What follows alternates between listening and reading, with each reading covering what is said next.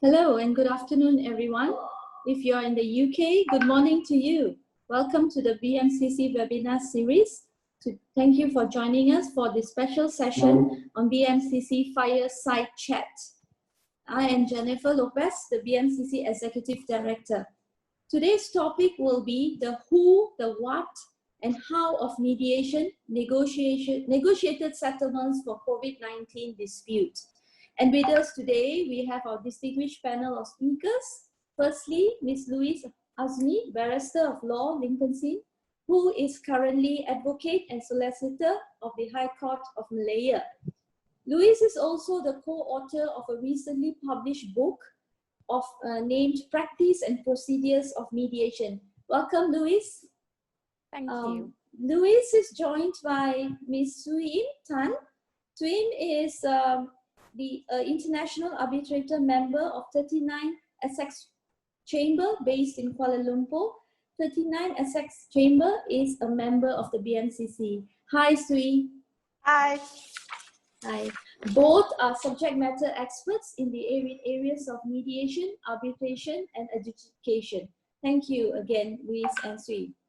Today's special Fireside session, we are honored that our chairman, Mr. Andrew Seal, will be chairing the session. Hi, Andrew. As many of you would already know, Andy, Andy is currently the Managing Director, Head of Commercial Banking for HSBC.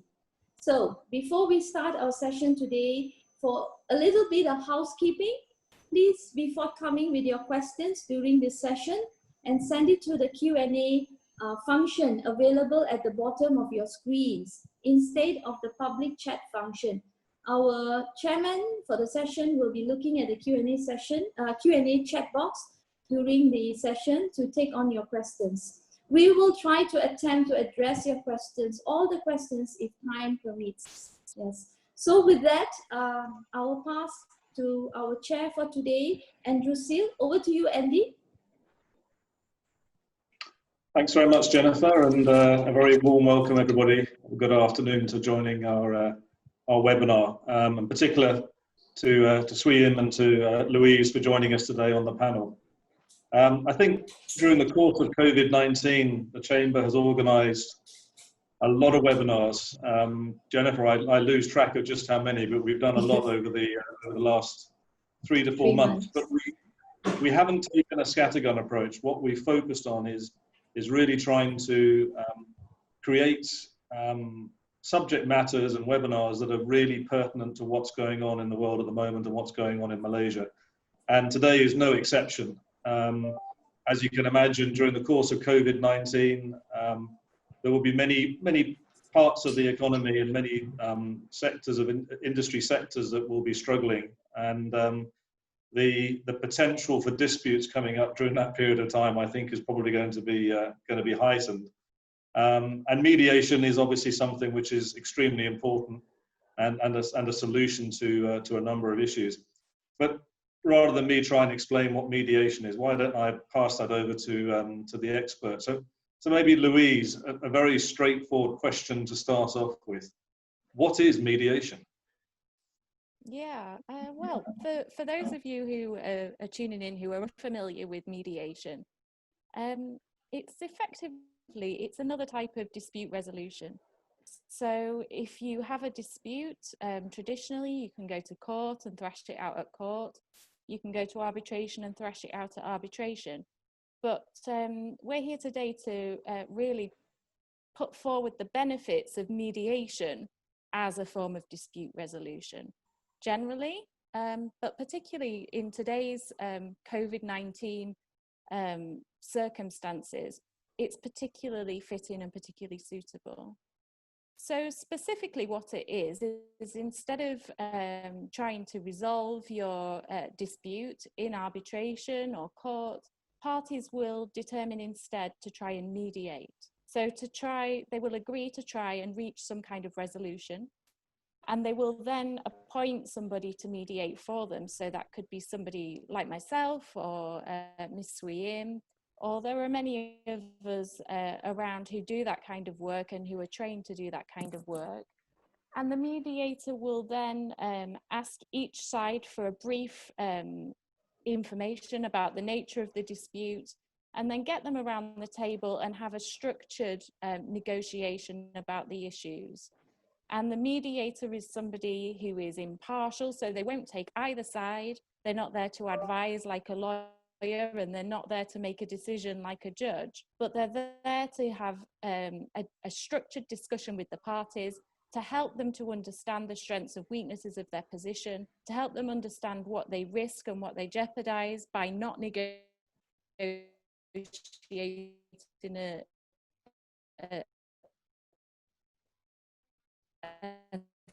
settlement by going forward and moving towards court, and ultimately to hopefully reach some kind of settlement between the parties without having to resort to going to court or arbitration. Thanks very much, Louise. Very helpful.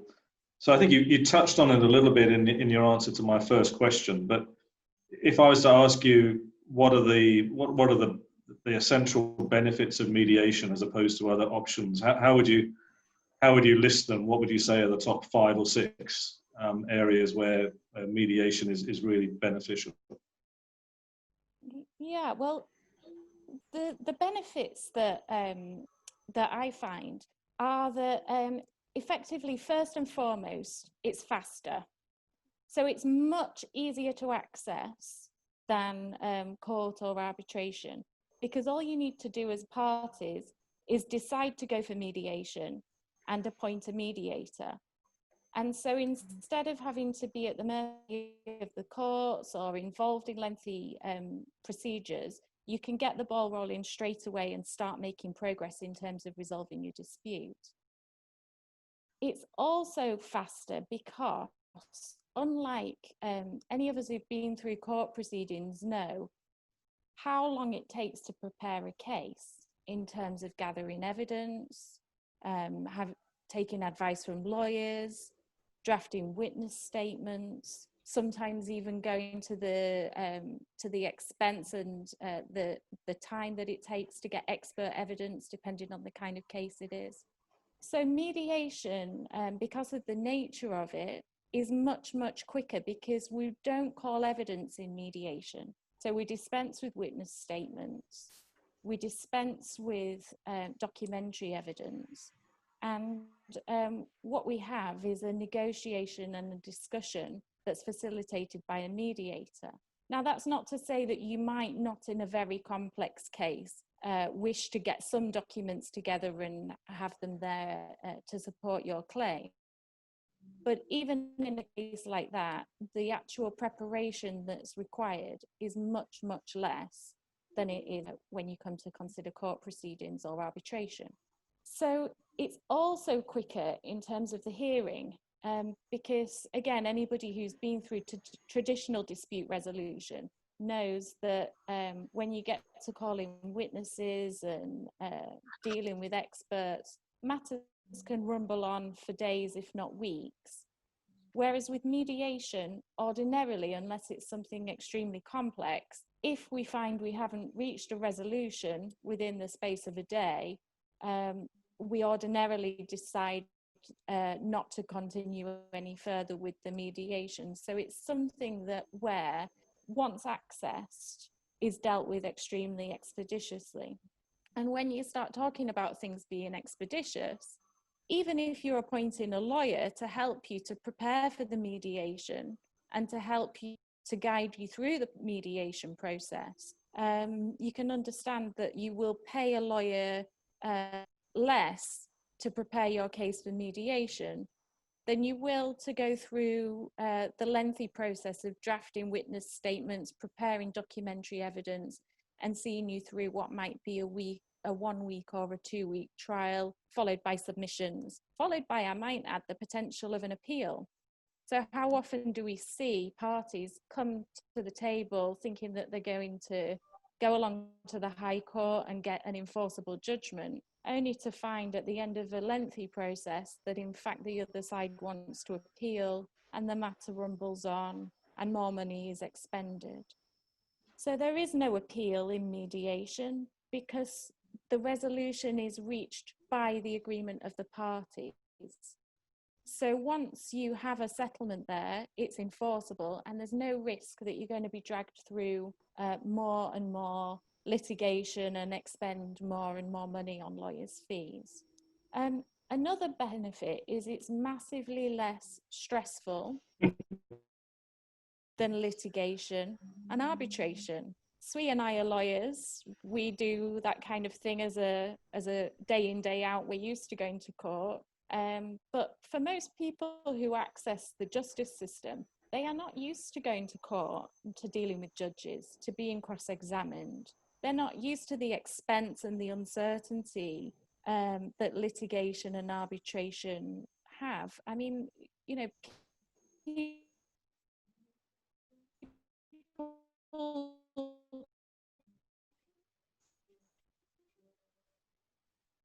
people who end up in these kinds of processes, occasionally this is their livelihood that's on the line. The mediation is conciliatory and is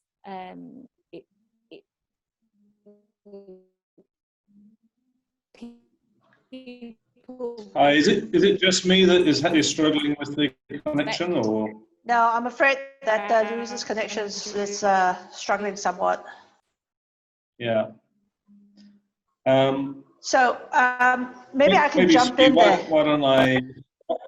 Yeah, I think we got the gist of the answer to my question there. Yeah. I guess something I'd be quite interested to hear is, you know, there's a couple of things I think which have come out from Louise's comments. It sounds like you need to have a certain mindset in terms of the parties that go to mediation, and also what's the sort of the level of success rate in terms of cases that come to mediation. Can I roll back a little bit, Andy, in terms of your first question before going to the second one? And really, I think that where mediation is concerned, what you're dealing with here is, it's actually very different for lawyers. It's actually something different. It's actually quite difficult. When I first trained as a mediator, as a lawyer, you're always looking at the contract, what's right, what's wrong, whether there's been a breach, there's been no breach. But the thing about mediation is that actually you pretty much throw that aside. And what you're looking for is something that works for the parties. And I always sort of liken this to a marriage guidance counselor, where, you know, husband and wife are fighting against each other. Roller shutters have come down. You're not listening to what you're saying. You see the mouth move, but you presume what's being said. And that's much the case, I think, in almost all disputes.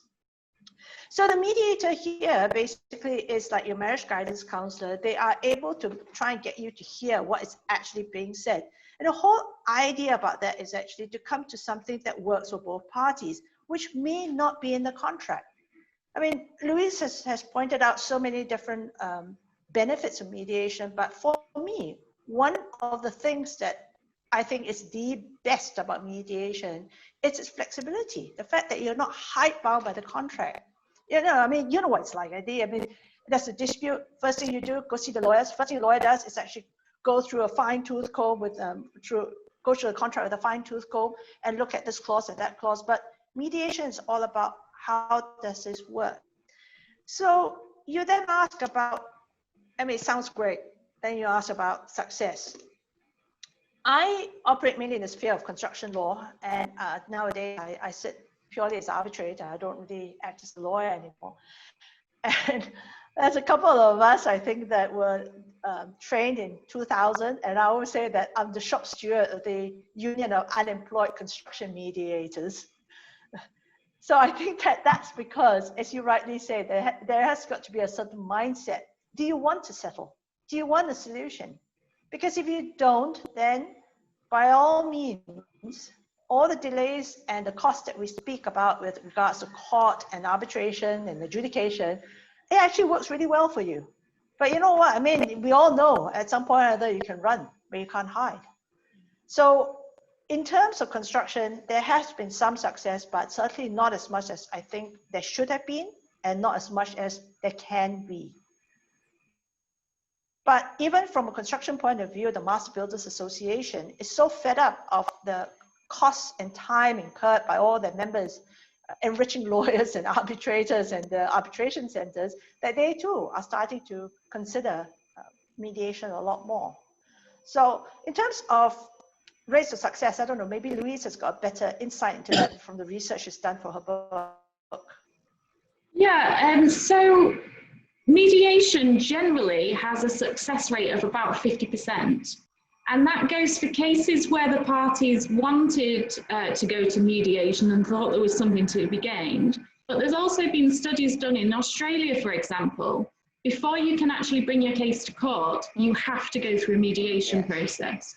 So there have been cases where parties have gone to court and said to the judge, this is a waste of time. I'm asking you to make an exception to the law in this case. Do not make me go through this process because there is no realistic chance that we're going to be able to settle this case. Even in cases like that, 50% of the time they manage to settle. Because until you actually sit around a table, and often parties will say, I've spoken to them. We've spoken, we've already spoken, we've discussed everything there is to discuss, and there's no way that we can reach a resolution. But in fact, they haven't.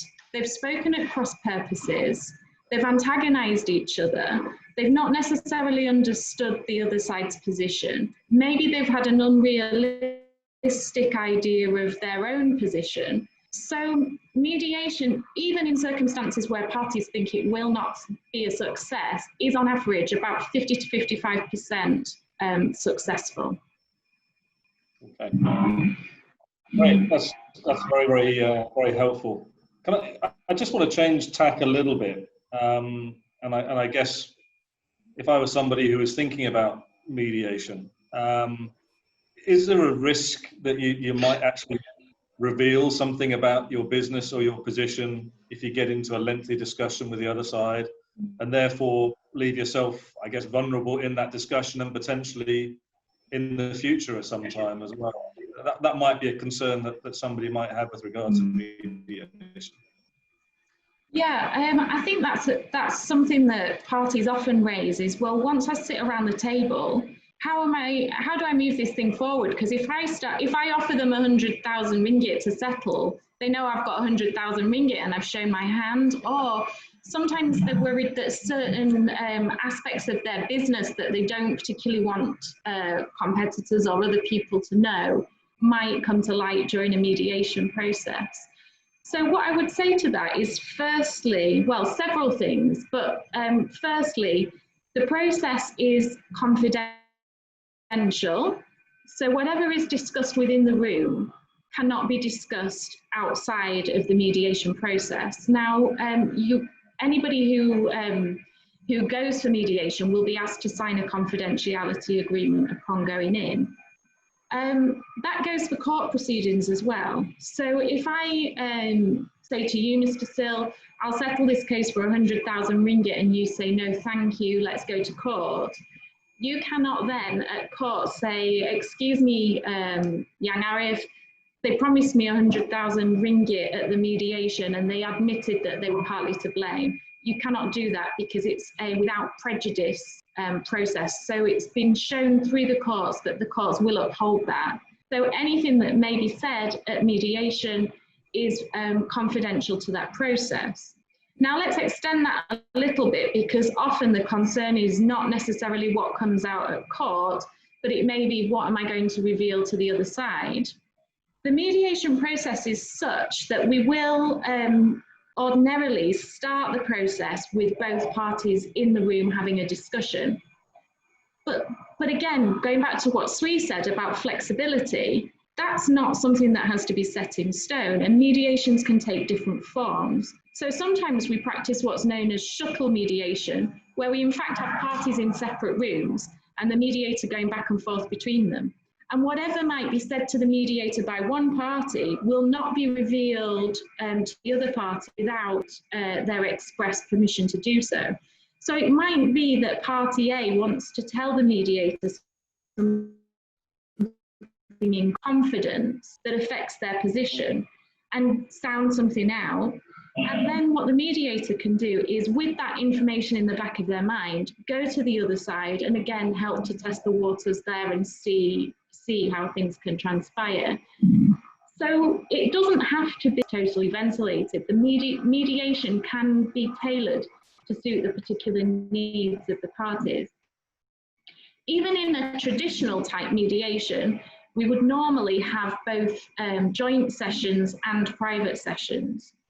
So again, if there's anything that one party maybe thinks is entirely relevant to their case, but they're not ready to disclose to the other side immediately, then they can raise that in confidence with the mediator, and the mediator will not divulge that information without the express permission of the other side. So I don't see that parties should be concerned about revealing too much in mediation, because I think that the process can handle those kinds of issues well. And I should say that something that is often an advantage to parties, and depending on what kind of business you run in, occasionally extremely important to parties, is that mediation is confidential. So if you end up going to court, for instance, in cases that I've had, I'm thinking of one case in particular, a constructive dismissal case where a school was the defendant in the case. Now the school was not, in my view, at fault, but they did not want any kind of publicity. They did not want their name being brought into things, and the kind of negative publicity that a court case would attract in relation to a matter like that. So it was very, very important to them that everything remained confidential and that their names were not anywhere where it may attract adverse publicity. So the benefit, again, of mediation is, unlike court proceedings, it's not public. So there is that aspect to consider, as well as the other aspect of you don't have to reveal business secrets. The matter can be, the whole process can be tailored to suit the parties. I was going to add there that sometimes parties revealing something that is secret, that's not on the table, that can be the key to mediation succeeding. It could be the key, for example, as to something they're very, very desperate to achieve, something that they really, really want, something which is not in the contract, but really, it could be something as simple as a matter of pride. All I want is an apology sometimes. It's not about the money. How many times do we hear about people going, I'm going to fight to the death, it's a matter of principle. It's all about money at the end of the day. It's an interesting nuance though, definitely. So, listen, why don't we bring things up to the here and now? So obviously, as a result of COVID-19 and the MCO, there may be a lot of people, a lot of businesses that will have disputes that they need to resolve. So how useful would mediation be in the current environment and under these circumstances? Perhaps I could start there. I think that for me, I've been pushing mediation in this COVID-19 era for two major reasons. The first one is just sheer speed. Mediation can be carried out like this on Zoom. And my colleagues in Australia particularly, where mediation is such a big part of their dispute resolution landscape, that's what they're doing. In the meantime, court cases are all being backed up. There's a backlog of them.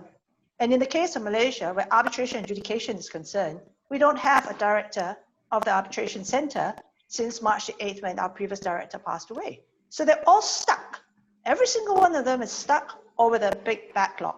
So in that sense, the first part of it is that for sure, mediation works. The other part, I think, that where mediation is going to can show its real strength is the sheer flexibility of it. Andy, you're a bank, HSBC. I'm a borrower. I come up against HSBC, and clearly I've not made my repayments of my multi-billion-dollar loan because business has been bad due to COVID. If you just foreclose on me, that's the end of the matter. The company is wound up, I made bankrupt, and you don't see your money.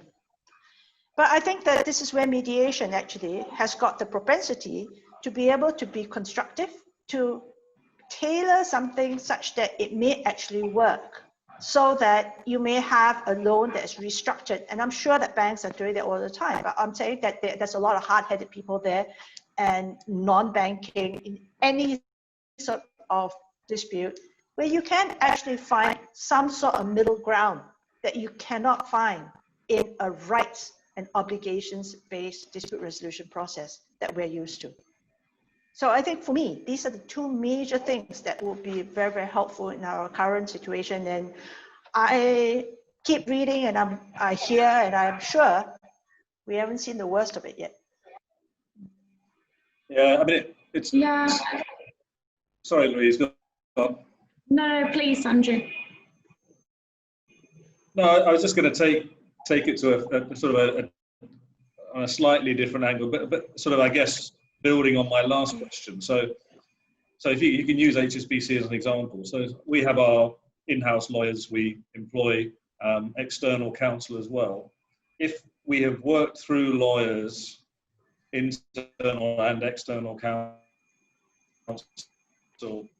and we have discussed, possibly spent quite a bit of money pursuing that settlement, what would be the incentive to engage further through mediation? And I think, you know, inevitably under COVID-19 and the MCO, there's going to be a lot of companies that will be under a significant amount of stress, and there'll be some very difficult situations. I'm not saying HSBC will have them, but you can imagine that in the general environment. So what would be the incentive for a financial institution, another company or whatever, to continue to go down mediation route after they spent money on lawyers in traditional settlement?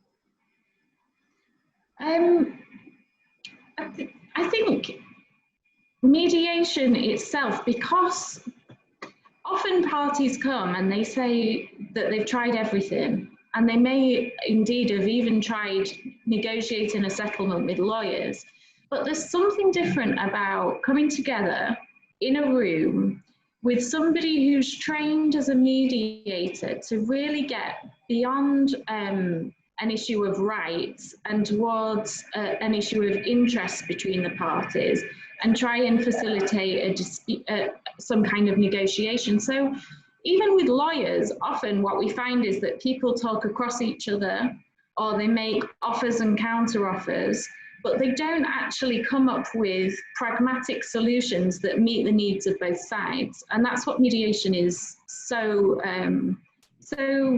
beneficial and so capable of achieving for parties. So for me, that's the real benefit. And as we were saying, particularly now with COVID, I think parties now are willing to be flexible and pragmatic. You know, I think people recognize that this is something that is unprecedented, and that it's no good going back to the contract and looking for a legal answer to your problem, because the legal answer to your problem won't solve your business problem. You know, I think now more than ever, people are recognizing we've got to get beyond what's legal and who's right and who's wrong, and come up with something practical and pragmatic. And let's keep moving forward, because I recognize from my position, cases that I had listed in March are now looking at being listed in November, December, if I'm lucky, for trial. That's cases that were already ongoing. So if you're starting out from scratch now, you want to assert your rights, you want to resolve disputes and keep business going, and you're looking to initiate things now, inevitably there's going to be a backlog. And inevitably as well, I mean, we don't know what's going to happen in the next months. Mediation lends itself to this kind of scenario where we can deal with matters expeditiously online. But trials, if you need to call witnesses and go for a trial at court, I think realistically, forget it. We're not going to be able to have the technology and the time to be able to do that. So I think now parties are recognizing we need to get things moving quickly. We need to be pragmatic. We need to be business minded. And I think mediation is an excellent answer for business, and a good way to keep those business relationships on track, Whereas litigation just makes everybody antagonistic and destroys business relationships, you can still actually, through the process of mediation, resolve things in a way that keeps business flowing and keeps things on track. You know, Andy, you were talking about, for example, you've spent a lot of time and money consulting with lawyers, but think about it. I mean, I spent 30 years as a lawyer before starting to sit on the other side of the table as a dispute resolver. As a lawyer, and I'm facing, let's say, you, within the context of a bank structure and a bank document, I think it's very, very difficult for me to actually sit down and say, Mr. Sill, what do you think about this particular possible solution? It's nowhere in the contract. You are not enforcing your rights, and it is actually kind of off the wall. I think that you'd be struggling to find a lawyer who would readily say that. It is very difficult. I mean, it's a whole really paradigm shift as to your entire mindset. So I think that this is where we're talking about. It's the mindset and how you deal with it. You know, related to this is how do you force people into that mindset? And this is relative to one of the questions that have been asked by Dr. Grace Xavier on the Q&A function. And again, mindset sometimes has to come top down. Wear a mask. It's coming top down. Go to mediation, try it out first. Oh, I don't think it's for me. No, I insist that you have to try it out first before you go to court. So you go try it out. And you know how it is, and sometimes you say, Andy, do you mind if I give you a call? Can we just have a coffee? I'd like to bounce some ideas off you. In the first 5 minutes, I'm telling you about the problem that I want to bounce, which ideas I want to bounce off you. And at minute 4.5, I'm going, oh yeah, that's such a great idea. Thank you so much for your time, Andy. And you're like, I didn't say anything. And that's because when talking, that the whole thought process coming out. And I do believe that mediation can do that. So places like Singapore, for example, Australia, for example, it is a must that you have to go for mediation before you can go to court, because the court doesn't want to be wasting their time. Here, some yes, sometimes yes, but not always. So we don't have enough perhaps of a top-down type of mentality for that. And if we're not going to get that from the government and government agencies, perhaps we need to be looking to business leaders, such as our members of BMCC, such as the other chambers, such as the larger companies, to try and encourage that as a parallel universe. It's not necessarily the be-all and end-all, but it's something that you can try in parallel with enforcement of your legal rights and obligations. It's worth a try, is what I'm saying. Okay, thanks, Swean. Just another question for both of you. Even if we get,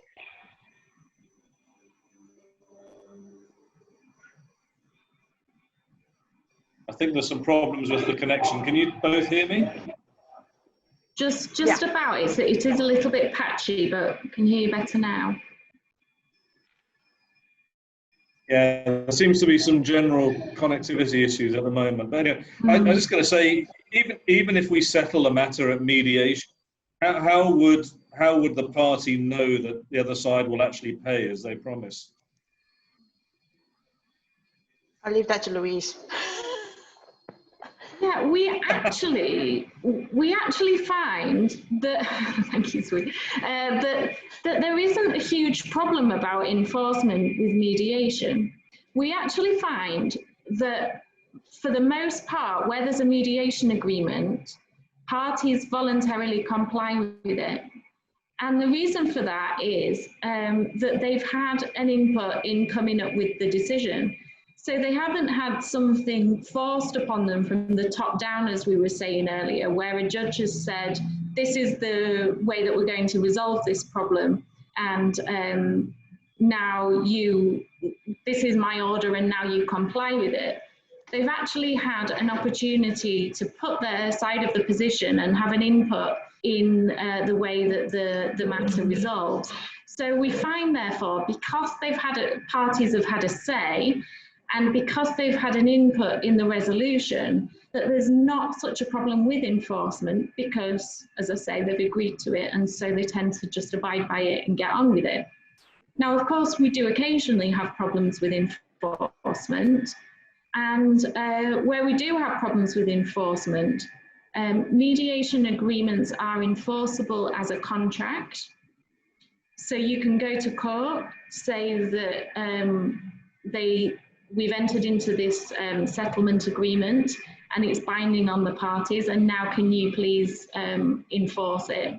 And that will still be quicker than trying the case from the outset at court, because of course it's going to be a much more streamlined and straightforward process to enforce it at court than it would be to have the entire hearing at court. Or in cases where parties have actually commenced proceedings at court, you can take your settlement agreement and ask the judge to record it as a decision of the court. So effectively take what the parties have agreed, but give it that force of enacting it as if it's a decision of the judge and as if it's a decision of the court. So then it's enforceable in that way. We've also now got the Singapore Convention, which is very interesting and exciting development for mediation. Those people who are listening and who have any experience with arbitration will know the impact of the New York Convention, which put arbitration on the map and made it what it is today, which is, you know, the primary choice for a lot of commercial disputes. Because what it means is that arbitration awards made in one country will be enforceable in the courts of another country where the other party has assets. Very, very straightforwardly and simply, as long as they are signatories to the New York Convention. And already we've got, I think the number now is 56 countries are signed up to the Singapore Convention. So I think we will see a massive upturn in parties to international commercial disputes getting involved in mediation and resolving their disputes in that way, because they will now have the assurance that their mediation settlement will be quickly and easily enforceable. You know, if I could just jump in there, one of the reasons for arbitration being so commonly prescribed in commercial contracts is basically because of the cross-border enforcement, everything from, you know, Russia to Africa kind of thing. And I believe that because arbitration tends to be quite long and expensive, especially in, you know, some of the complex matters that we come across, mediation becomes a very, very possible situation, a very possible solution for a lot of people. And if you've got the same cross-border enforcement, then I think that it's got a very, very bright future. Now, the Singapore Convention was only signed, was it last year? And yet we've already got so many signatories. Give it another couple of years and see where that goes. I think it's really going to take off.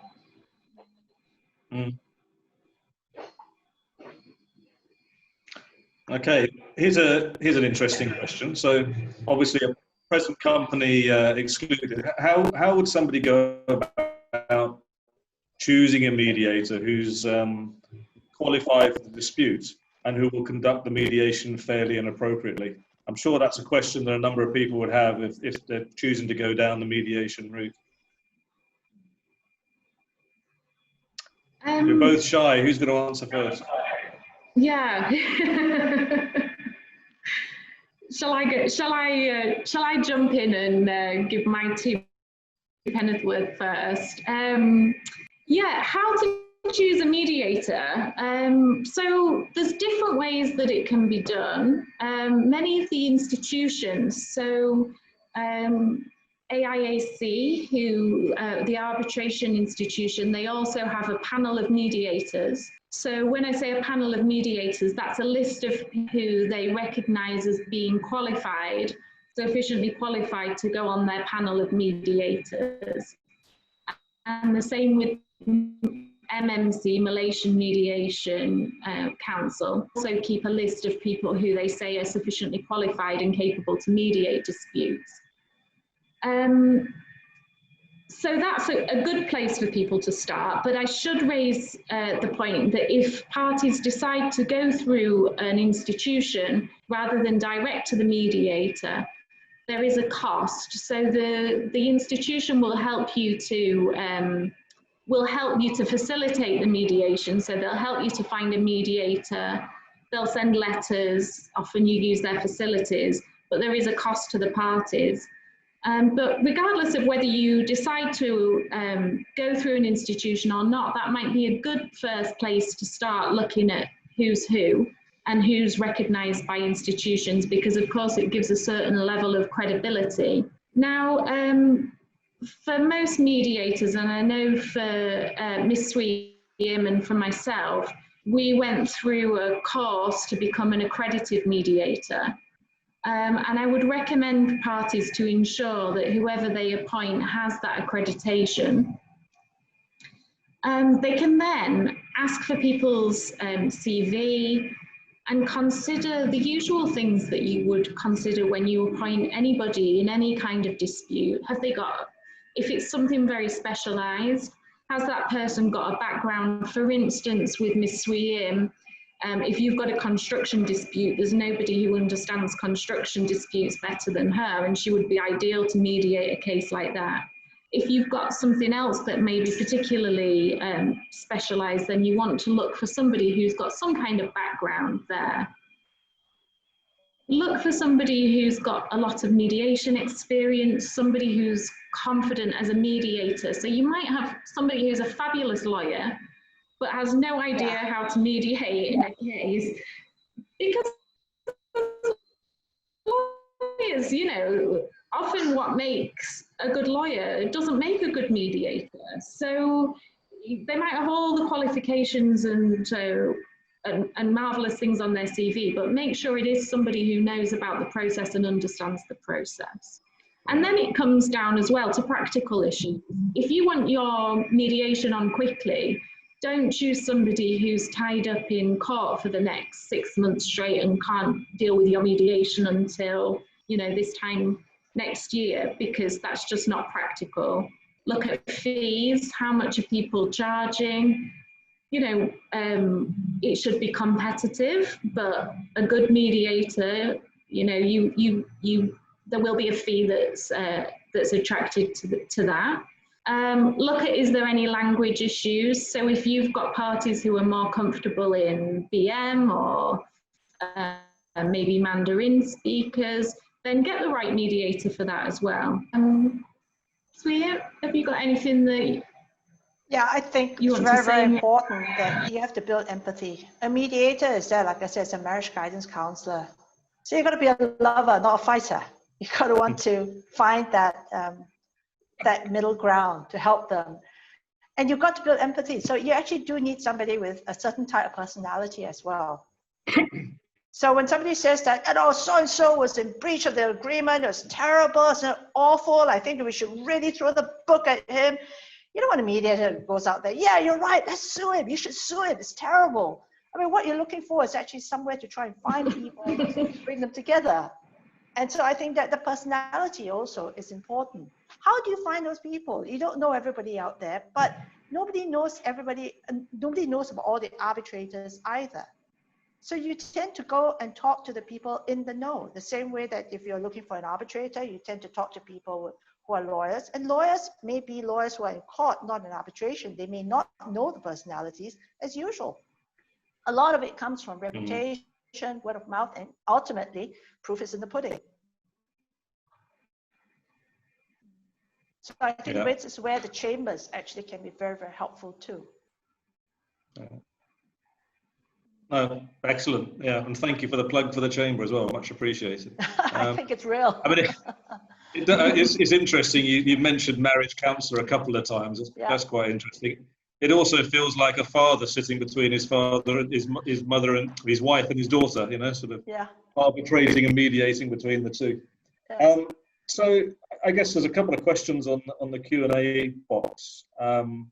Sweem, I know you well enough. You'll have read it already and prepared your answer for the first question. It's quite a lengthy question. I don't intend to read it out. It popped up while Louise was speaking, but Can you perhaps take that? Is that the very first question? Yeah.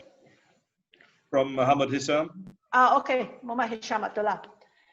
So basically the question is that if mediation requires the outcome to be enforced by way of court action, why bother? Because that's like a two-stage process. Wouldn't it be more cumbersome and more expensive? I think that's the gist of the question. Yeah. Yes, in terms of right now, where the Singapore Convention is not in place around the world. So you take somewhere like Malaysia, for example, right now, if you come to a mediation agreement, a settlement agreement, and the counterparty doesn't pay up, yes, you've got to go to court to enforce it. However, Louise was talking about earlier on, if I go to court to enforce it, that enforcement, that civil suit, it's a much, much easier civil suit because basically it is on the basis of somebody having admitted something and having agreed to pay something or do something. So there is no argument about what ought to be done, what shouldn't be done, how much is due. You're just going out there to, it's like debt collection, basically. So in that sense, it's still a lot cheaper and a lot faster. Once the Singapore Convention comes into play, then this whole process that I speak to will become even more streamlined. So I do think that it's still a big benefit despite the currently two-step process. Yeah. There's another question come in from Azmin, which shouldn't you mediate directly? I'm interpreting that as go to mediation first before you try anything else, but I might have misread that. Louise, have you got any thoughts on that? Shouldn't you mediate directly? Yeah, at the outset rather than commence legal proceedings? Yeah, yes. I think there's a lot of benefit to that. I mean, there's two sides to that because in one sense, mediate early and before parties become entrenched in their positions, before too much damage is done to the relationship between the parties. And before you start expending money on lawyers and everything else trying to prepare the case, getting there early. I think, for instance, a good example of this is where you've got an ongoing contract. So you might have a contract that's due to last 4 years for ongoing works, and there's going to be 20 payments along the course of the contract, and you've got a problem with payment number 8. Don't wait, don't hang on and wait for the end of the contract and then try and deal with it. Why not mediate at that stage and try and keep the business relationship and keep everything on? But like everything in life, there's also some cases where it's not an advantage to mediate early. And that might be, for instance, on one occasion I was involved in a medical negligence dispute. And what we wanted to do was get in there early with a mediation, sit the patient down, sit the doctor down, try and discuss it and reach some kind of resolution. But it became apparent that we needed to get some kind of expert evidence to say what level of difficulty is this person going to experience going forward before we can really reach any kind of rational decision on the matter. So it was something that we couldn't do straight away early doors. And so sometimes actually we find that people are more willing to settle once things have crystallized, once lawyers have been involved and maybe court proceedings have commenced and people have seen the evidence against them and understood the picture. And also there's nothing quite like looking at the door of the court and realizing things are reaching ahead to focus parties. So I would say it very much depends on the nature of the dispute and where you are with things. There's advantages to doing things both ways, and I just think it depends on what kind of dispute it is that you're involved in. Well, on the back of that, perhaps I can just run straight into a question that was been posed by Bill Addington, talking about advantages. So the question that Bill posed was, what's the advantage of mediation as compared to adjudication? So Bill is an engineer, so he's obviously talking about this within a construction context. And that's a valid question within the construction context, but statutory adjudication is not available for other businesses, other industries. So unless you have something that's in the contract that allows for adjudication, you're not going to be able to avail yourself of it. That's the first thing. The second thing, of course, is that at the end of the day, adjudication is a bit like a mini arbitration. So it's still very contract-based. I mean, today I deliver adjudication decision as the adjudicator, and it's all about what the contract does or does not allow, what the evidence does or does not show. But with mediation, I don't really have to be bound by that. I can talk about and get the parties engaged as to what's best for them and how best to get this whole thing moving forward and coming to a sensible solution. So to me, those are some of the advantages of mediation over adjudication. And also, would you agree, Sui, that, sorry, Andrew, just a point for Sui, that when adjudication started, I think we were all, the construction industry was so hopeful that it was going to solve so many problems, that it was going to be quick and cost effective and speedy and get cash flow. And then what we've found over time is it's become more legalistic, more cases are being appealed. And so mediation, would you agree, has the advantage that it can't become overly legalistic and be dragged out and be appealed? Yeah, in fact, one of the things about adjudication is that most of the adjudications tend to be about final accounts where projects have completed. And one of the major reasons why people tend to wait that long is because even though they've been having cash flow problems from an early stage, they feel that they don't want to destroy or jeopardize the relationship whilst the project is ongoing. Whereas I think that mediation has got the potential of not being so, inverted commas, antagonistic, inverted commas, being able to protect that relationship as the project is ongoing. I mean, frankly speaking, if somebody's not paying you, I'm not sure what sort of relationship there is in the first place.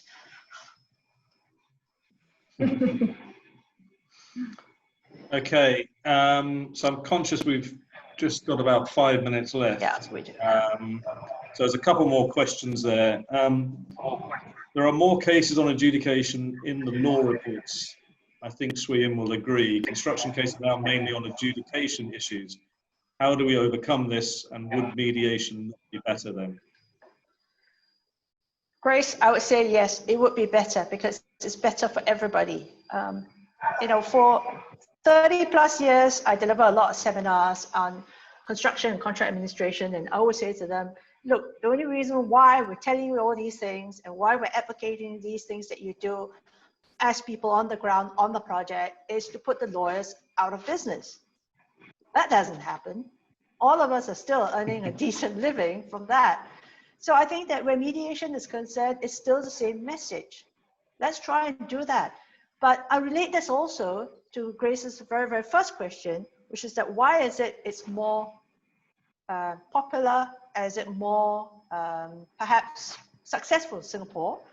And like most things in Singapore, it's top down. The government pushes it. The courts are basically pushing it on the basis that you must go to mediation before you go to court or other types of dispute resolution. So we could do with some of that here. From a construction standpoint, I do know that the construction court in KL, for example, they are pushing mediation. They themselves actually try to be mediators. So there are many things that we need to do, but I do believe that until and unless people know about mediation, what it actually entails, what it can do, it's not a cure-all for everything, but until people know more about it, and we've been trying to do this for a long time, we're not going to get anywhere. So that's why I do think that you know, chats like this, people like the various chambers of commerce, all of us have a role to play. Very good. I can see one last question, which a very quick answer from you. Louise, maybe your turn now. In terms of the Singapore Convention, in order to have the reach and effect that was intended at the outset? How long do you think that will take from now? Yeah, Andrew, I think it's very difficult to say, because at the moment we've got so many people signed up, and then countries will take it on board and start to enforce it through their courts. But I think quite quickly, already there's 56 signatories, so I think we're going to really start seeing the benefits of that and the effect of that. And I think COVID-19 will also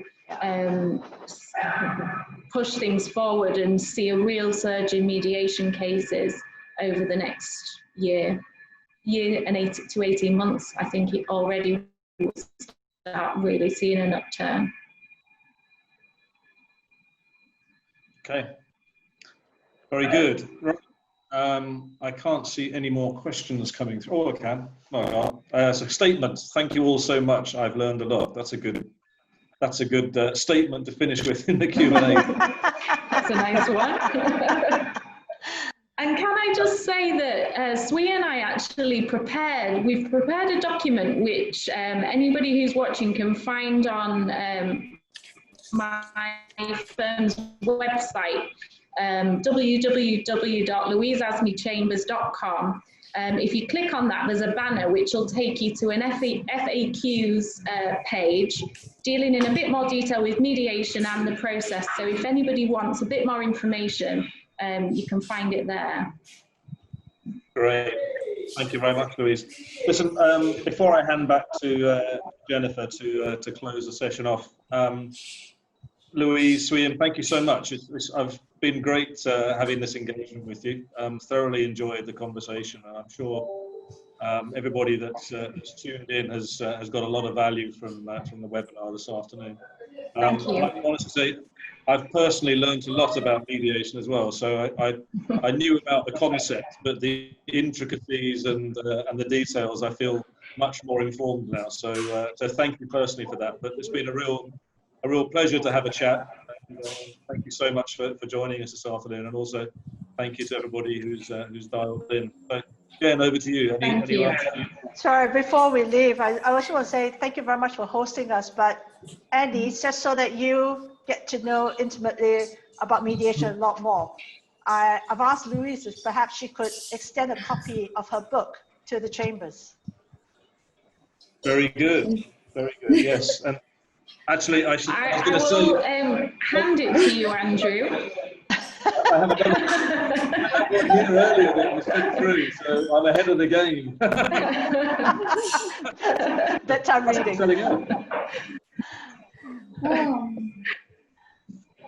Okay, right. Thanks so much, Jen. Thank you. Yes, thank you, everyone. That brings, unfortunately, to the end of our webinar. I'm sure, I would also like to promote Louise's book. If anyone's interested to get a copy of it and know more about mediation, I'm sure it's available in bookstores, right, Louise? Yeah. It is, yes. And there's some further details on my LinkedIn as well regarding how to get hold of a copy. Yes. So yeah, so there's who wants to have a look, it's all the information's there.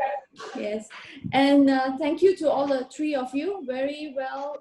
Thank you for your valuable expertise and sharing. It was very nicely done, very engaging, good synergy among the speakers. Thank you so much. Thank you on behalf of the chamber. I know our chairman has said thank you, but thank you. And it was encouraging to see the number of questions coming in. So thank you to everyone who sent in your questions, and thank you so much to all the participants of joining us. Despite the connectivity issues, we apologize. We hope that you found the discussions useful. If you have any further questions, do connect with us. If you have questions for the participants, speakers, do connect with us. So with that, we will hope you join us again for our other webinars in the future. Stay connected with us through our BMCC website or to our digital social media platforms. So thank you again. Take care and stay safe.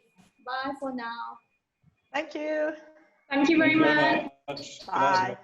Bye.